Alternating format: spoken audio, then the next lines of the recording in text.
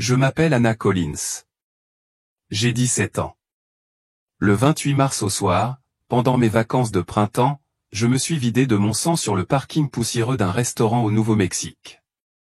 J'étais en terminale dans une petite ville près de Dallas, au Texas. La vie était normale. Je m'inquiétais de mes résultats au SAT. Je me suis disputé avec ma mère à propos de mon couvre-feu. Mon plus grand rêve était d'intégrer l'université Texas A&M pour étudier la médecine vétérinaire. J'avais toute ma vie planifiée. Un bon travail, une famille, une petite maison avec un grand jardin pour tous les chiens que j'allais secourir. C'était un projet simple, un projet heureux. Ma meilleure amie Maya et moi préparions ce road trip depuis des mois. Nous avons économisé chaque centime de nos petits boulots à l'épicerie du coin. Nous avions prévu de nous rendre à Santa Fe pour rendre visite à sa cousine pendant quelques jours. C'était notre premier vrai voyage sans nos parents. Le sentiment de liberté était électrique. Nous avons chanté à tue-tête à la radio si fort que j'avais mal à la gorge et nous avons mangé beaucoup trop de bonbons de station-service. Le deuxième jour, nous avions roulé près de 10 heures d'affilée. Nous étions épuisés, à l'extérieur de la voiture, il n'y avait que des kilomètres de désert sombre et vide. Vers 22 heures, nous avons aperçu la faible lueur d'une enseigne plus loin. C'était un vieux restaurant de quartier, le Cactus Grill. On aurait dit qu'il venait d'une autre époque, mais il était ouvert et nous mourions de faim. La nourriture était infecte, mais on s'en fichait. On était juste si heureux d'être sortis de la voiture. On a ri et on a fait des projets pour le lendemain. Je me souviens avoir pensé, dans ce petit coin, à quel point j'aimais ma vie, à la chance que j'avais. J'ai même envoyé un petit texto à mon père. J'y suis presque. Je t'aime. Je n'aurais jamais cru que ce serait la dernière chose que je lui écrirais. Nous avons payé l'addition et sommes sortis. L'air était froid. Le parking était presque vide, éclairé par un unique néon bourdonnant qui projetait de longues ombres effrayantes.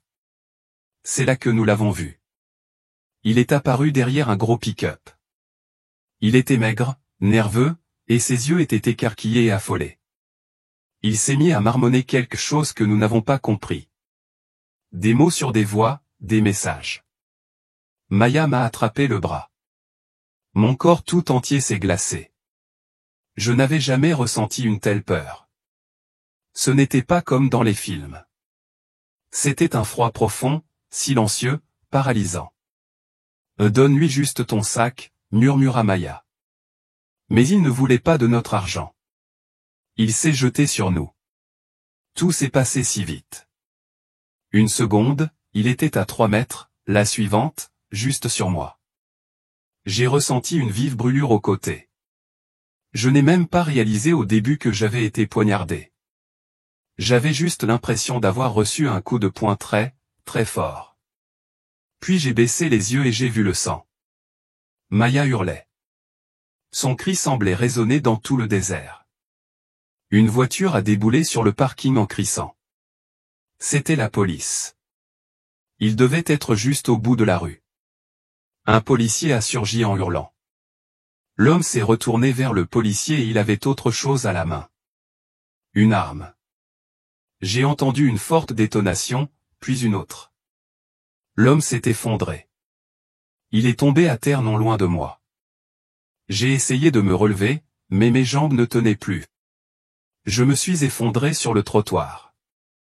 Maya était agenouillée près de moi, en pleurs, les mains couvertes de mon sang.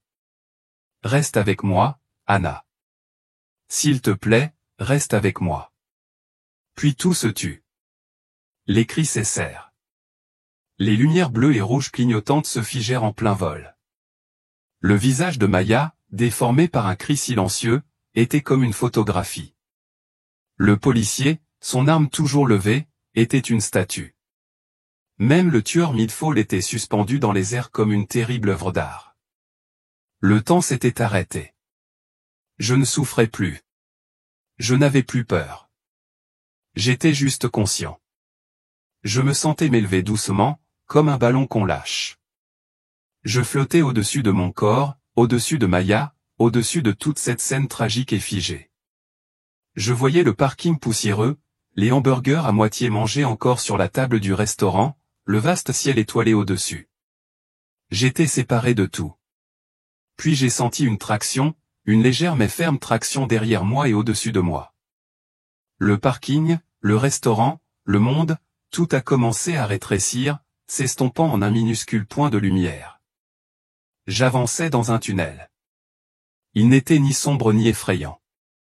Il était empli d'une douce lumière tourbillonnante, comme l'intérieur d'une perle. Il faisait chaud et paisible. Je me souviens d'une pensée fugitive. J'avais oublié de rappeler papa. Et puis le tunnel s'est ouvert. Je me trouvais dans un endroit sans mur, sans plafond, sans sol. C'était une lumière vive et éclatante. Mais ça ne me faisait pas mal aux yeux. J'avais plus l'impression de respirer que de voir. Et il était là. J'ai su instantanément que c'était Jésus. Mais il ne ressemblait en rien aux photos. Il n'avait ni cheveux longs ni robe blanche. Sa silhouette était faite d'une matière indescriptible. C'était comme regarder le soleil, mais si le soleil était fait d'amour. L'air autour de lui scintillait et vibrait, non pas de chaleur, mais d'un son. C'était un bourdonnement doux et magnifique qui résonnait au plus profond de ma poitrine, apaisant toutes mes peurs. C'était le son de la paix parfaite, celui du foyer. Il ne parlait pas avec une bouche. Sa voix n'était pas un son qu'on entend avec les oreilles. C'était une pensée, un sentiment, une compréhension parfaite qui s'épanouissait directement dans mon âme. Et sa voix me semblait un souvenir oublié, la chose la plus vraie que j'ai jamais connue. Il m'a regardé, et dans son regard, je n'ai ressenti aucun jugement pour mes erreurs, aucune colère pour mes doutes. Je me sentais simplement connu, complètement et totalement connu et aimé. Un amour si puissant qu'il semblait maintenir la cohésion de chaque atome de mon être. Je me suis mis à pleurer, non pas de tristesse, mais de soulagement. Le poids de l'être humain, les peurs secrètes, les petites jalousies, l'orgueil absurde. Tout s'est effondré.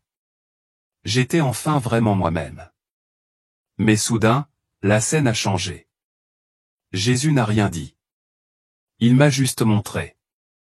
Nous étions de retour sur le parking, mais nous ne me regardions pas. Nous regardions mon assassin. Je ne l'ai pas vu comme un monstre, mais comme un garçon. Sa vie m'a été montrée en une série de flashs, comme une bobine de film défilant à la vitesse de l'éclair. Je l'ai vu petit, caché sous son lit, tandis que ses parents se criaient dessus. J'ai ressenti sa solitude. Je l'ai vu au collège, victime de harcèlement. L'amertume a planté une petite graine sombre dans son cœur. J'ai vu ses mauvais choix d'adolescent. Petit au début, un mensonge par-ci, un objet volé par-là. Chacun d'eux faisait grandir un peu plus cette graine sombre. Ses racines s'enroulaient plus étroitement autour de son âme. Je voyais les murmures. Je pouvais littéralement les voir. Des choses ténébreuses qui s'accrochaient à lui, murmurant des mensonges à son oreille. Personne ne t'aime. Tu ne vaux rien. Ils méritent tous d'être punis. Il les écoutait. Il les nourrissait. Au fil des années, ils sont devenus plus forts. Et sa véritable nature s'est affaiblie, jusqu'à ce que leur voix soit la seule qu'il puisse entendre. Mon cœur se serrait pour lui. J'ai ressenti une vague de pitié confuse. J'ai regardé Jésus, m'attendant à ce qu'il dise quelque chose sur le pardon, sur l'amour. Mais ce n'était pas fini. Il m'a alors montré autre chose. Il m'a montré la lumière. J'ai vu chaque occasion qui s'offrait à cet homme de changer d'avis. J'ai vu un professeur bienveillant de CE2 lui dire qu'il était intelligent. Il aurait pu s'y accrocher, mais il l'a repoussé. J'ai vu un pasteur dans une soupe populaire lui poser une main sur l'épaule et lui dire « Dieu t'aime, mon fils ». L'homme a simplement haussé les épaules et s'est éloigné. J'ai vu sa mère, une vieille femme fatiguée, à genoux près de son lit, priant pour lui. Ses prières ressemblaient à de fins fils de lumière dorée qui le parcouraient à travers le pays. Je l'ai vu, dans sa colère et son désespoir, couper spirituellement chaque fil par ses choix. Il choisissait l'obscurité. Il refusait le secours. Je l'ai vu quelques semaines avant qu'il ne me tue. Assis dans son appartement isolé, il zappait. Un prédicateur est apparu à l'écran, parlant de miséricorde. L'homme a regardé pendant 1 minute entière. J'ai senti la lumière de ce message toucher son cœur, une petite étincelle d'espoir. Puis je l'ai vu changer de chaîne. Il avait eu tant d'occasions, tant de moments où il aurait pu choisir un autre chemin, et il les a toutes rejetées. Les larmes coulaient sur mon visage, car je comprenais. Ce n'était pas que Dieu ne l'avait pas tendu la main. C'était plutôt qu'il refusait de prendre la main qui lui était tendue. Puis Jésus m'a montré la scène finale, le jugement. L'esprit de l'homme se tenait confus et en colère, dans ce même lieu de lumière où je me trouvais. Il regarda Jésus et ce fut comme de l'huile et de l'eau. Les ténèbres en lui ne supportèrent pas la pureté de la lumière. Il recula, se protégeant les yeux, hurlant de douleur. La lumière ne lui faisait pas mal. Elle le révélait. Elle lui révélait la vérité de son âme. Et il ne pouvait la supporter. Jésus ne l'a pas condamné. Il n'était pas obligé de le faire. Sa propre vie, ses propres choix, constituaient sa condamnation. Les choses obscures qu'il avait écoutées toute sa vie étaient là avec lui. Et elles n'étaient plus ses amies. Elles étaient ses geôlières. J'ai regardé, horrifié, les encercler. Il n'a pas été jeté dans un puits de feu. Il fut emporté par les ténèbres mêmes qu'il avait invitées dans son cœur. Il ne tomba pas en enfer. Il s'enfuit du ciel. Tandis qu'il était entraîné dans l'obscurité la plus totale, j'entendis un bruit que je n'oublierai jamais. Jésus pleura. Ce n'était pas fort. C'était un son de profonde tristesse. La douleur d'un roi qui avait créé un fils bien-aimé qui lui avait offert 1000 chances de vivre, pour finalement le voir choisir la mort éternelle. Puis Jésus tourna son regard vers moi. La tristesse était toujours présente dans ses yeux et il parla à mon âme. Le mal ne commence pas par l'acte, dit-il. Il naît dans le cœur, quand on rejette la miséricorde. Une petite racine d'amertume non maîtrisée peut empoisonner l'âme tout entière. Puis il me montra une autre vision. C'était l'Amérique. J'ai vu des gens chez eux, au téléphone, se crier dessus. Non pas avec leurs lèvres, mais avec leur cœur. L'air était chargé de haine. Haine pour les politiciens. Haine pour les voisins qui avaient voté différemment. Haine pour des gens qu'ils n'avaient jamais rencontrés. J'ai vu ces mêmes murmures obscurs attiser les flammes de la colère, disant à tous, « Vous avez raison. Ils sont mauvais. Détestez-les. Détruisez-les. » Et j'ai vu des gens choisir d'écouter. Je les ai vus rejeter la pitié pour leurs ennemis. Tout comme mon meurtrier avait rejeté la pitié pour lui-même. Ils boivent le même poison, m'a dit Jésus, la voix emplie d'une profonde tristesse. Ils pensent que leur colère est juste, mais c'est une chaîne qui les mène aux mêmes ténèbres. Son regard croisa le mien, plein d'amour et de détermination. Tu dois rentrer, mon petit. Cette pensée me frappa comme un coup de massue. Retourner. Retourner à la douleur. Retourner à ce monde brisé, rempli de haine et de peur. Je n'ai jamais voulu quitter cet endroit. C'était chez moi. C'était la paix. C'était réel. Non, ai-je supplié. S'il te plaît, je veux rester avec toi. Je ne peux pas y retourner. Ton histoire n'est pas terminée, dit-il, son amour me submergeant comme une vague de chaleur. Ce n'est pas une histoire pour toi. Elle est pour eux. Va leur dire de protéger leur cœur. Dis-leur de choisir le pardon avant qu'il ne soit trop tard. Apprends-leur à aimer. J'ai senti sa présence m'envelopper comme l'étreinte la plus réconfortante que j'ai jamais connue. Ce fut l'adieu le plus dur de ma vie.